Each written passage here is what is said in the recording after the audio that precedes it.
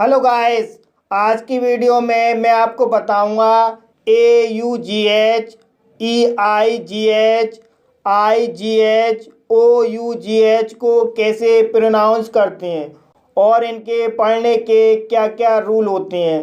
क्योंकि गाइस कुछ शब्दों में बाउल्स के लॉन्ग साउंड होते हैं, तो कुछ शब्दों में GH साइलेंट रहता है या GH का साउंड फा होता है। इसलिए आपको इसके रूल समझने चाहिए ताकि आप बाउल्स के साथ GH होने पर GH का सही उच्चारण कर पाएँ।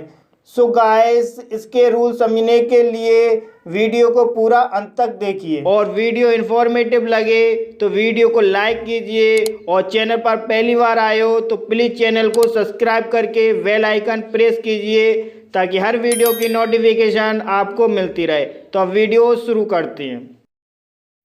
तो गाइस अब समझिए AUGH, EIGH, IGH, OUGH का प्रोनाउंस कैसे करते हैं।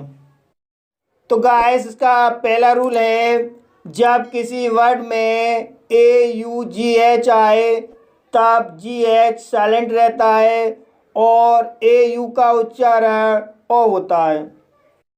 जैसे नोटी, नोटी शब्द में AUGH आया है, इसलिए GH साइलेंट रहेगा और AU का उच्चारण O होगा, इसलिए इसे नोटी पढ़ा जाता है। इसी तरह से daughter, caught, distraught, taught, fraught, slaughter, drought, naughty. तो गाइस अब आप अच्छी तरह से समझ गए होंगे कि जब शब्द में AUGH आए तब GH साइलेंट रहेगा और AU का उच्चारण O होगा। लेकिन गाइस इस रूल का एक अपवाद है जो इस नियम को फॉलो नहीं करता है। जैसे लाफ, लाफ शब्द में AU का उच्चारण आ हुआ है और GH का उच्चारण फा हुआ है, इसलिए इसे लाफ पढ़ा जाता है।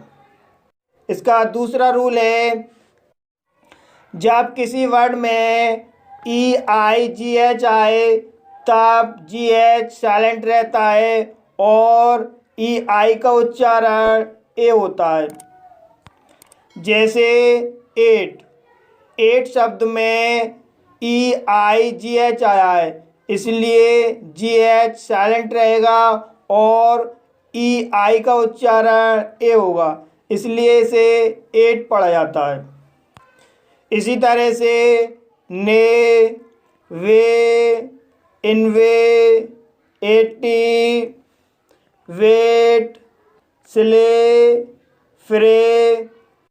तो गाइस अब आप समझ गए होंगे कि जब किसी वर्ड में EIGH आए तब GH साइलेंट रहेगा और EI का उच्चारण A होगा। लेकिन गाइस कुछ इसके अपवाद हैं जो इस रूल को फॉलो नहीं करती हैं।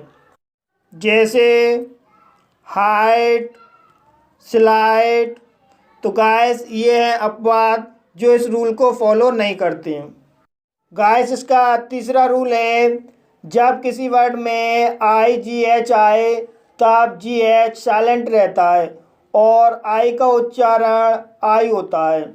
जैसे टाइट, टाइट शब्द में IGH आया है, इसलिए GH साइलेंट रहेगा और I का उच्चारण I होगा, इसलिए इसे टाइट पढ़ा जाता है। इसी तरह से high, sigh, thigh, night, right, might, tight, bright. तो गाइस इन सभी शब्दों में IGH आया है, इसलिए GH साइलेंट है और I का उच्चारण I हुआ है।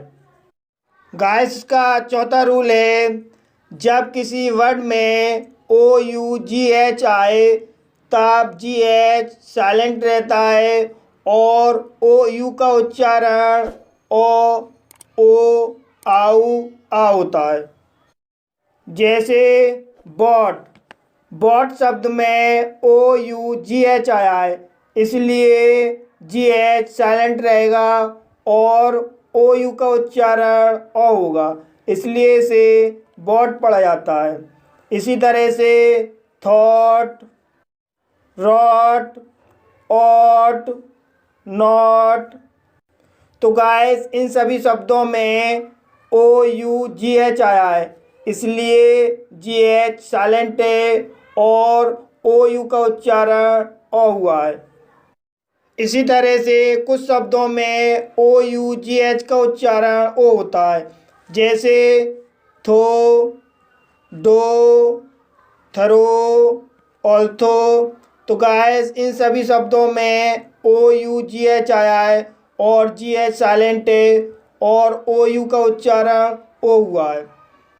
इसी तरह से कुछ शब्दों में OU का उच्चारण आउ होता है, जैसे वाऊ, ड्राउट, प्लाऊ।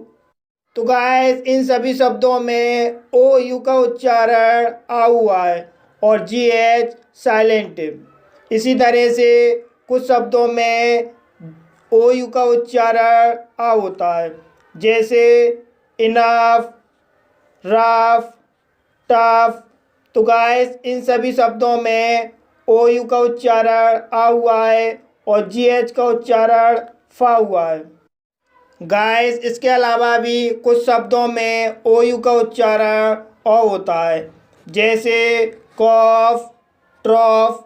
तो गाइस इन शब्दों में OU का उच्चारण ओ हुआ है और GH का उच्चारण फा हुआ है। तो दोस्तों अब समझिए ब्लेंडिंग लेटर GH पढ़ने के नियम। तो दोस्तों इसका पहला नियम है, इंग्लिश शब्दों में GH का उच्चारण घ होता है, जैसे घड़ी। घड़ी एक इंग्लिश शब्द है, इसलिए GH का उच्चारण घ होगा, इसलिए इसे घड़ी पढ़ा जाता है। घर, घर एक इंग्लिश शब्द है, इसलिए GH का उच्चारण घ होगा, इसलिए इसे घर पढ़ा जाता है। घनश्याम, घनश्याम एक इंग्लिश शब्द है, इसलिए GH का उच्चारण घ होगा, इसलिए इसे घनश्याम पढ़ा जाता है। तो दोस्तों आप समझ गए होंगे कि जो इंग्लिश शब्द होते हैं उनमें GH का उच्चारण घ होता है। कुछ इंग्लिश शब्दों में GH का उच्चारण फा होता है, जैसे टफ।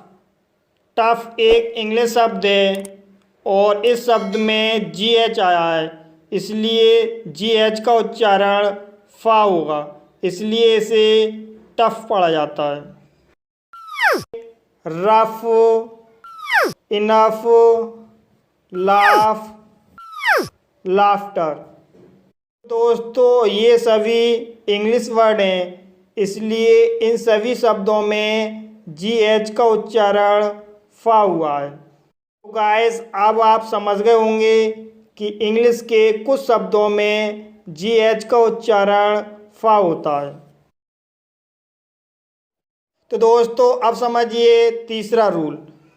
तीसरा रूल है, वाउल आई या EI के बाद GH हो तब GH साइलेंट रहता है, जैसे साई। साई शब्द में I के बाद GH आया है, इसलिए GH साइलेंट रहेगा, इसलिए इसे साई पढ़ा जाता है। नाय, नाय शब्द में I के बाद GH आया है, इसलिए GH साइलेंट रहेगा, इसलिए इसे नाय पढ़ा जाता है। एट, एट शब्द में EI के बाद GH आया है, इसलिए GH साइलेंट रहेगा, इसलिए इसे एट पढ़ा जाता है। हाइट, हाइट शब्द में EI के बाद GH आया है, इसलिए GH साइलेंट रहेगा, इसलिए इसे हाइट पढ़ा जाता है। तो गाइस अब आप अच्छी तरह से समझ गए होंगे कि जब वाउल आई या ई आई के बाद जी एच हो तो जी एच साइलेंट रहता है। दोस्तों अब समझिए इसका चौथा रूल, और चौथा रूल है वाउल्स ए यू या ओ यू के बाद जी एच हो तब जी एच साइलेंट रहता है। जैसे फ्रूट, फ्रूट शब्द में ए यू के बाद जी एच आया है, इसलिए जी एच साइलेंट रहेगा, इसलिए इसे फ्रूट पढ़ा जाता है।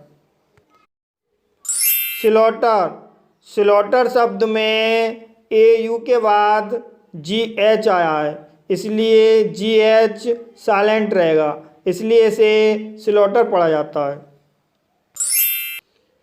वाव, वाव शब्द में ओ यू के बाद जी एच आया है, इसलिए जी एच साइलेंट रहेगा, इसलिए इसे वाव पढ़ा जाता है। थॉट, थॉट शब्द में ओ यू के बाद जी एच आया है, इसलिए जी एच साइलेंट रहेगा, इसलिए इसे थॉट पढ़ा जाता है। तो दोस्तों अब आप समझ गए होंगे कि वाउल्स ए यू या ओ यू के बाद जी एच हो तो जी एच साइलेंट रहता है।